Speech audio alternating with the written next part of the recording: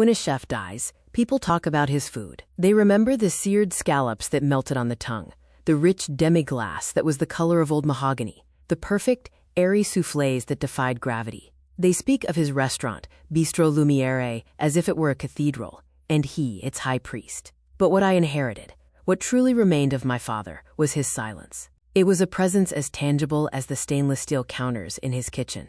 A fortress built not of stone, but of unspoken criticism, and a perfectionism so absolute it left no room for clumsy, childish things. Like me. His name was Antoine Durand, and he was an artist whose medium was reduction. He could take a gallon of stock and reduce it to a single, profound cup of essence. It was, I think, a metaphor for his entire life. He had reduced his world to his kitchen, his ingredients, his craft. And I, his son, was an unmeasured, unpredictable element. A splash of vinegar in his delicate beurre blanc.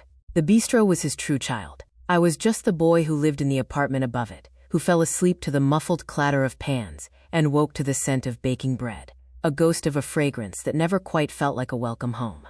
After the heart attack, after the last of the food critics and grieving regulars had paid their respects, I was left with the keys. The silence in the restaurant was different now. It was no longer the focused, intense silence of creation. It was an empty silence, a final reduction.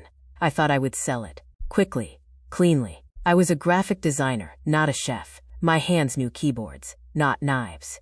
I had built a life 1,000 miles away, a quiet, ordered life where no one measured my worth by my julienne cut. I was ready to pack up the past, to close the door on the simmering pots and the quiet disappointment.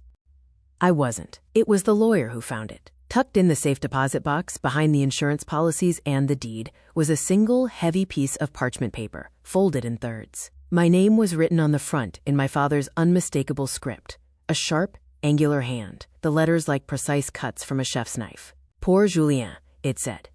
For Julien. My hands were steady as I unfolded it. I expected a will, a final instruction, a critique of my life choices from beyond the grave. It was a recipe, not a menu item from the bistro. I knew them all by heart, even if I couldn't cook them. This was something else. At the top, it was titled, simply, Soupe à l'oignon.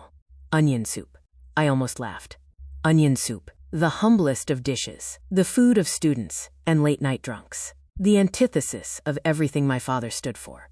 It was an insult. His final, quiet judgment that I was only capable of understanding the most basic, the most common of things. Anger, hot and sharp, rose in my throat. I crumpled the paper in my fist. This was his legacy?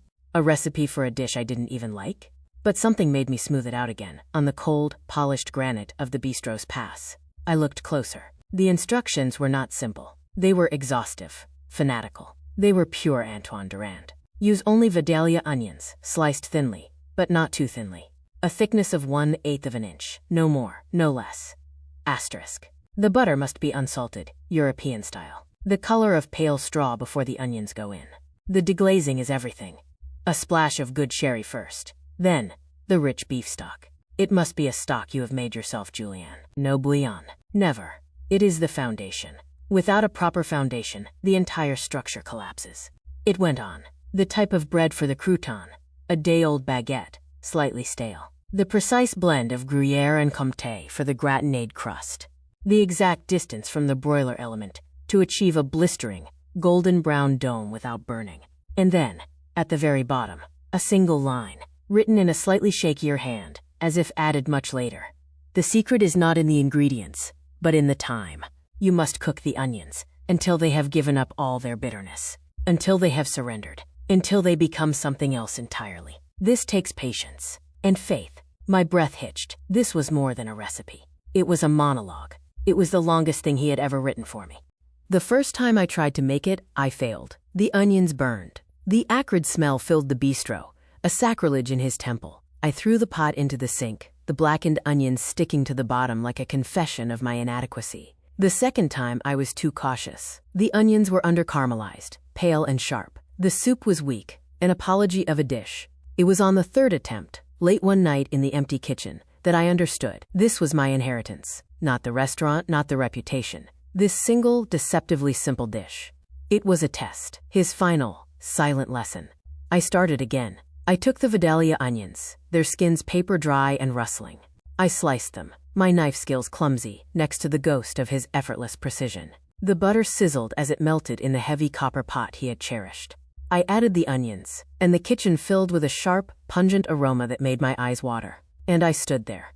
I didn't rush. I stirred, slowly, watching the translucency begin, watching the pale yellow turn to a deeper gold. Minutes ticked into an hour. The world outside the kitchen windows darkened. The frantic energy of the city felt a million miles away. There was only the pot, the onions, and the slow, magical alchemy of heat and time.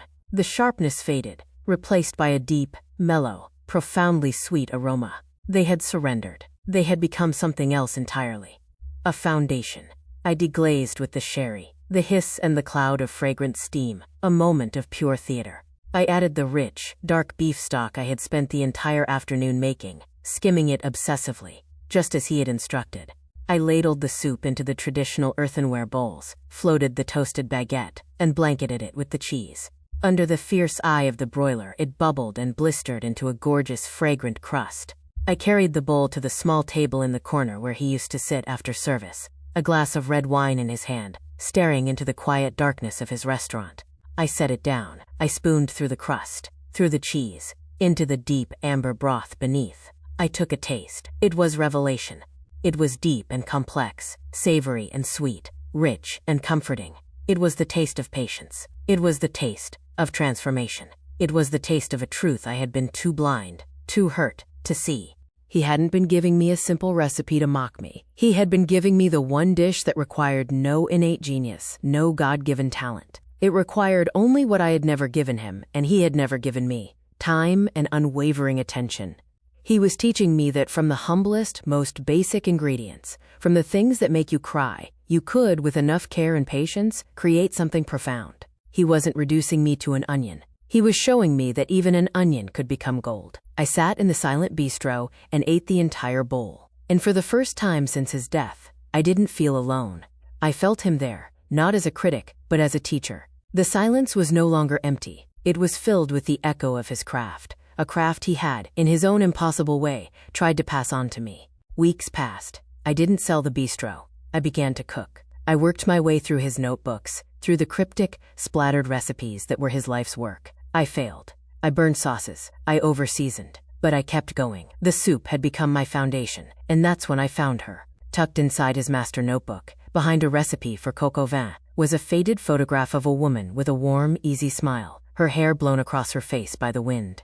On the back, in his hand, Isabelle La Rochelle, 1985. My mother. She had died when I was 5, a loss so profound we never, ever spoke of it. He had never reduced his world. It had been reduced for him. His art was his memorial to her, and his silence, I realized with a jolt, was not a wall to keep me out, but a dam to hold back an ocean of grief. I framed the photograph and placed it on the mantel in the apartment above the bistro. Some nights, after a long day of failing and learning in the kitchen below, I'd talk to it. I'd tell her about the boeuf bourguignon I'd nearly ruined, about the new supplier I'd found for mussels, about the profound, aching silence I was slowly learning to fill with the sounds of my own progress. And each time, I'd make a pot of onion soup. It was my ritual, my reminder. A year later, on the anniversary of his death, I opened the bistro's doors for one night only. A private dinner. I invited his old staff, his purveyors, a few of the most loyal regulars. The menu was simple. It was the food of his childhood, of his soul. And for the final course, I served soup à l'oignon.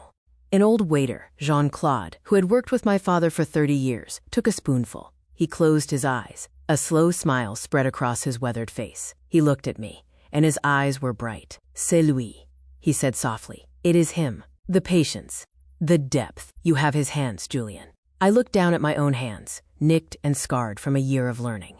They were not his elegant, precise instruments, but they were trying. They were building on the foundation he had left me. That was the moment I finally cried. Not the angry, frustrated tears of a son who felt he was never enough, but the quiet release of someone who has finally, after a long and arduous journey, come home.